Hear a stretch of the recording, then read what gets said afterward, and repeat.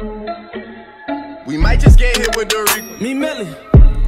Cause we in the field with them bird like we play for the Eagles. I'm on probation, so let me not talk what's illegal. Switch it up. Today I woke up with my drinker, she rich as a beetle. For my teeth. What's going on, guys? Your boy Joey 672 coming to you guys with a video right now. So I want to go over the NFC East. I'm going to go over some enemy intel for the week. Okay, so week one is officially, well, for Sunday at least, it's officially over for the NFC East teams. Watching the Redskins and the Cardinals, Giants and Jags, and just watching the Cowboys and the Panthers. Now, first game I want to go over is the Redskins-Cardinals game. New quarterback in Alex Smith, and they had a really good game against a really bad Cardinals team. The Cardinals, I thought, actually were going to do all right in this game. I thought the Redskins were going to beat them. I definitely... In my head, I said Redskins are definitely going to win this game against Cardinals. I think, you know, too many new pieces. I'm thinking maybe if they click together, they can win this game, but I don't think so. So Alex Smith had a good day. Adrian Peterson had a pretty good day. So I'm just going to sum up some of these games for us here. It wasn't too bad. It was 21-0 by the time I stopped watching, but I don't know what the score was at the end. But just going over what I've seen from the offense and defense of all these teams. So with the Redskins, Chris Thompson, running back, Robert Kelly, the running back, did pretty good. Thompson was used on some quick slants, you know, running real fast to the left, to the right. Little bit of a, you know, down pitch from Alex Smith and getting those extra yards. They did pretty damn well. Defensively, made a lot of stops. But, you know, the defense is not as good as it really is. I think... with Sam Bradford, and they really couldn't Sam Bradford couldn't move the ball. It was just, you know, penalties, and it was just way too much. Chandler Jones had a penalty, late hit on the QB on the ground. It was just way too much. So the Redskins looked good against the Cardinals team that's pretty much new with everything. Defensive coordinator, new head coach, and everything else. So the Redskins are I need to see another game from them. The Giants and the Jaguars. The Giants lost 15-20 against the Jags. I think that was the score. So like I figured out is that the line is still needs a lot of help. You know, Nate Solder actually had a really bad day. You know, he had some guys that equal, I forgot at the end, that had 10.5 sacks last year for the Jags. Did a really good number on him today. And he had a lot of trouble. The $60 million man's getting paid. All this money came from the Patriots, and you're always worried about getting players from the Patriots because they end up not doing too well. But I'm not saying, I know Nate Solder will pick himself back up, but that's a really bad way to start out. You know, a game, you're the highest paid left tackle, and, you know, you're letting guys come by you like it's nothing. Now, the left guard that they got in the second round didn't do bad at all. When it comes down to it, the center to the right tackle is bad. Okay, the center, whatever the hell his name is, can't play for anything because the Giants traded their center, okay, for draft picks.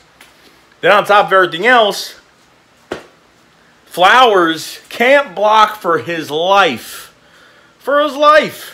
One time he had to trip a guy with his foot on purpose because he went by him so damn fast. And then if I could see it this clearly on TV that he's holding, they threw the flag, 2 seconds, that's all it took. And between Flowers, the center, I mean, it's just bad. It's just bad. The right side of the line is just god-awful bad. Now, Odell Beckham the Giants did as much as they could to do anything on offense. Okay, the Giants did as much as they could. And Beckham was open a lot of times. Eli overthrew him, underthrew him. He mostly overthrew him most of the game. But that's because of the pressure from the defensive line that the Jags have. They have very good starters on the defensive line. You know, Marcel Darius and Malik Jackson and, you know what I mean, Calais Campbell. You got a good starting front for the D-line for the Jags. And when Beckham's open and Eli gets pressured, he throws inaccurately. That's pretty much what happens. And he did that a few times, okay? Crucial moments during the game. That's what happened to Eli Manning. See, I understand you got a good wide receiver in Beckham. You know what I mean? Shepard was dropping balls. He actually had a few good first downs, some 3-and-outs. Good. Shepard had some actually good catches. But then after that, really, what was there? Saquon Barkley had a 60-something yard touchdown, which was actually pretty damn cool. He broke 2 god-awful tackles. The Jags gave, like, 2 god-awful tackles. When he went up to the first guy, there was at least 2 guys there. One of them missed, and then another guy totally missed the tackle. But most of the time, Saquon Barkley, other than that run, Saquon Barkley pretty much was getting swallowed up the whole game. He's got to get more yards. He could have had more yards than what he had, 100, whatever. I know he had over 100 because he already had 30-something yards from the 15 carries that he had. But, you know, Saquon, I don't know. I mean, he looks pretty good. He looks good. When he's in open space, he does a lot of dancing in the backfield, a lot of dancing. But he's got to be careful with that because some defenses will recognize it, figure out what he is, and kind of prepare for him. Now teams are going to prepare for him, just like when the Cowboys went to the playoffs. They prepared for Zeke, the read option with Dak Prescott, and totally killed them. So he's a little bit of a dancer in the backfield. Reminds me of a little LaShawn McCoy in the backfield. He's got that Adrian Peterson type of physicality. And when he has that space, he'll take it. And when he finds a person in front of him, he'll run into him. But Saquon Barkley doesn't look that bad. He doesn't look horrible. You know, I don't think he's going to score touchdowns every 2 seconds because I think that offensive line needs to get shored up a little bit. Just a little bit. I mean, probably a lot because that looked fucking horrible. And if Eli can't move around the pocket, which I know he did maybe twice or one time he moved around the pocket and did something, but I'm telling you right now, man, it's not going to take much. And then he's going to overthrow. He's not going to be accurate when he's on pressure. It's not going to happen. So, I mean, other than that, the defense, Blake Bortles threw them 2 fucking picks. Janoris Jenkins should have had 2 picks. One when he threw to the fucking tight end, and it got tipped off to Janoris Jenkins, went in the end zone to a Jaguar, and he fucking juggled it and dropped it. And then it was pretty much the Giants had about 55 seconds to go upfield. Jaguars punt the ball. The punt returner fumbles it. Jaguars get it. Game over. So, the Giants, I mean, Evan Ingram's another guy. Guy dropped balls all day. I like Evan Ingram because he's fast. Like, he looks like a wide receiver. Number 88 looks exactly like a wide receiver. But the guy drops too many fucking balls. This game, he dropped a lot. You know, so they gotta, you know, he just gotta have a better game. I mean, I know he could play better than that.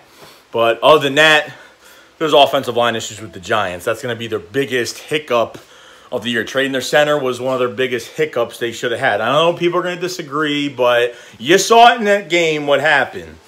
So that's a loss for the Giants. I just watched the Cowboys-Panthers game. First half, the Cowboys couldn't do shit. Okay, Ezekiel Elliott was shut down. Dak Prescott looked fucking scared playing out there.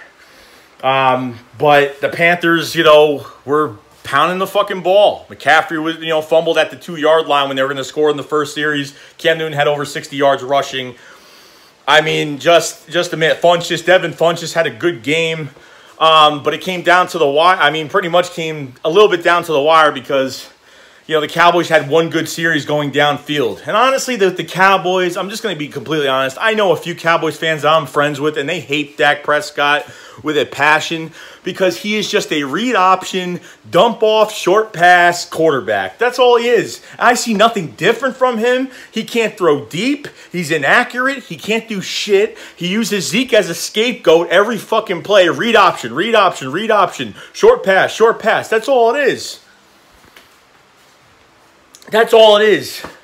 Defensively, it got better in the second half, but honestly, who's gonna see when it comes down to the wire? Like this game, the Cowboys-Panthers game, when they had to go downfield to score and get a 2-point conversion to tie the game up, you don't have that guy to make the play. Who is the guy on the Cowboys that's going to make that play? Other than Zeke or whoever, who's going to make that play? They went for it on 4th down. Who is going to make that play for you guys? The Cowboys have nobody. Who? Gallup? Who's going to make a play? Swayze? Whatever that tight. Who's going to make a play? Gallup, Swayze, Allen Hurns. Where the fuck? He was so hyped up. Where the fuck was he? Where the fuck was Allen Hurns the whole fucking game? That's what I'm saying. The Cowboys are figured out. They're going to be figured out for every fucking team because they're not really. They don't do shit that makes you go, oh. No. They just read option, short pass, dump off pass. And then when Dak Prescott fumbled the ball for the game to be over with, he had pressure behind him from a defensive lineman, and he ran. He knew that the guy was right on his ass, but he's just running with the ball outside his fucking body, and he just gets tackled and loses the ball. The guy has no pocket. The guy has a little bit of pocket awareness, but he's got to protect the ball with his hands. I mean, what the fuck is he doing just carrying the ball outside of his body? I don't get it. I don't get it. You know, I don't know what the thing is, you know. And then you go to the defensive side. Lawrence is a good player. You know what I mean? He had a sack today. I think he had 2 sacks. I'm not sure. But he's a great player. You know, Randall Gregory, you know, he might be suspended this year. They talked about him maybe getting suspended another 4 games this year. And the defense held up a little bit. It was back and forth for a while.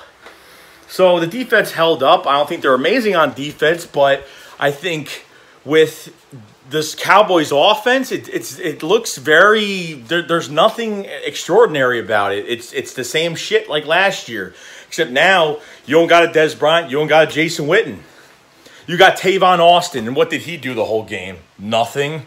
What? I already knew they were going to use Tavon. When Tavon's in the game, what do you think they're going to do with him? They're going to run a stupid fucking reverse, and they're going to use his speed. But it's not going to be enough. You can't just have a speed offense with no size. You got no size receivers. You got no receivers that can catch 50-50 balls. You got no receivers that can stretch the field besides Tavon Austin, but they're not going to put him in as a starting receiver. Probably the fuck not, because he was used like that in LA as well. So Cole Beasley, quote unquote, said, our receivers are gonna shock the world, quote unquote.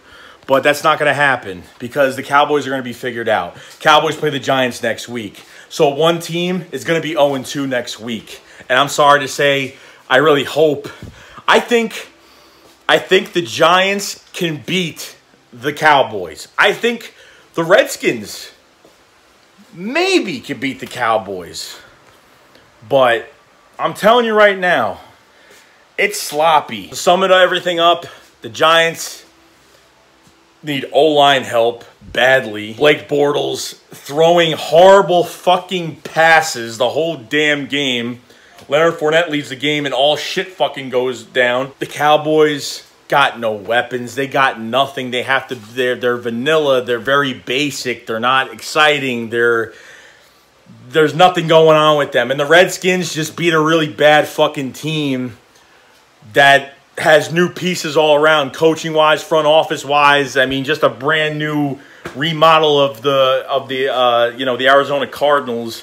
You know, beat the shit out of them. But that's really it, guys. So that's my intel for the NFC East for Week 1, and that's about it. So Shea Scott up, fly, Eagles fly, of course.